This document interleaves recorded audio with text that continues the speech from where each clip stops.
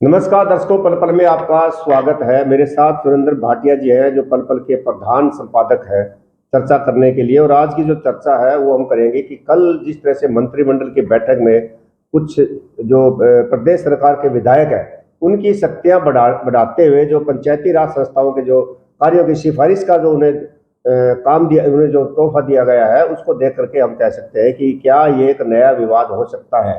भाटिया जी नमस्कार। भाटिया जी, जिस तरह से जो विधायकों को यह शक्तियां प्रदान की है जो पंचायती राज संस्थाओं के कार्यों की सिफारिश कर सकते हैं, ऐसे में क्या इस तरह का कोई आने वाले टाइम में जिस तरह से पहले ई टेंडरिंग के लिए विरोध हुआ था, इस तरह कोई विवाद हो सकता है या ये अच्छा कदम है? ऐसा है जी, ये वैसे तो पंचायतें जो ई टेंडरिंग भी एक अच्छा निर्णय था। फिर भी कुछ पंचायतों ने, और शुरू में तो लगभग आधे से अधिक पंचायतों ने उसका विरोध किया, लेकिन जब उन्हें समझाया गया और कुछ शायद 5 लाख से ज़्यादा के कामों को ई टेंडरिंग में रखा गया और छोटे कामों में छूट दे दी गई, तो काम अब ई टेंडरिंग से गांव पंचायतें, अधिकांश पंचायतें वो काम करवाने लगी हैं।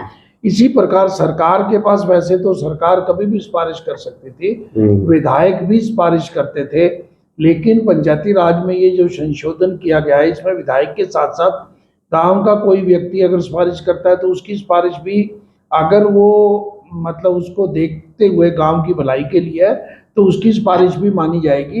एक्ट में ऐसे प्रावधान है। लेकिन मेरा ये मानना है, ये जो जिस ढंग का सिनेरियो किसान आंदोलन के बाद, पंचायत ई टेंडरिंग के बाद ग्रामीण क्षेत्रों में भारतीय जनता पार्टी के विरुद्ध बनाया गया है, इसका विरोध होगा, चाहे बाद में, क्योंकि सभी विधायकों को दिया गया है, कांग्रेस के विधायकों को भी दिया गया है, इनेलो के विधायकों को भी दिया गया है। ये तो कहा नहीं गया भाई केवल भारतीय जनता पार्टी। क्योंकि मुख्यमंत्री जी ने स्पष्ट किया है कि ये जो विधायकों की काफी समय से मांग थी कि उनका जो क्षेत्र में आने वाले जो पंचायती राज संस्था कार्य है उन पे उनकी कहीं न कहीं कोई न कोई दायित्व उन्हें दिया जाए, उनके अधिकार कुछ दिया जाए, और उसी को लेकर ये फैसला किया गया है।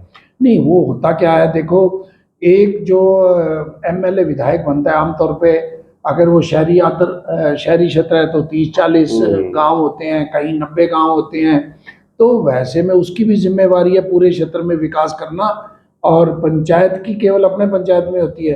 कई काम ऐसे होते हैं जो विधायक एक गांव में उसको ये पता लगता है ये अच्छा काम है, और दूसरे गांव की जो पंचायत है उसको लागू नहीं करती, तो ये निर्णय अच्छा होते हुए भी इसका विरोध होगा, ये मेरा मानना है। लेकिन विधायक कोई भी जनता के खिलाफ काम आमतौर पे नहीं करते, क्योंकि उन्होंने वोट लेने होते हैं। लेकिन कई बार ये राजनीतिक टकराव हो सकता है। मान लिया सरपंच इनेलो से संबंधित है, जी। और कांग्रेस का विधायक है, और राज भारतीय जनता पार्टी का है, तो उसमें टकराव, पॉलिटिकली टकराव अवश्य होगा। मेरा ये मानना है, डेमोक्रेसी में सभी को कुछ मुद्दों पर सहमत होना चाहिए, ई टेंडरिंग के मुद्दे पे भी सहमत होना चाहिए, विकास के मामले में भी सहमत होना चाहिए। तो ये एक संशोधन लाया गया है, शायद ये संशोधन देरी से लाया गया है, इसको अगर 2-3 साल पहले लाया जाता तो अब शायद कोई विरोध नहीं करता, शायद कोई विरोध नहीं होता।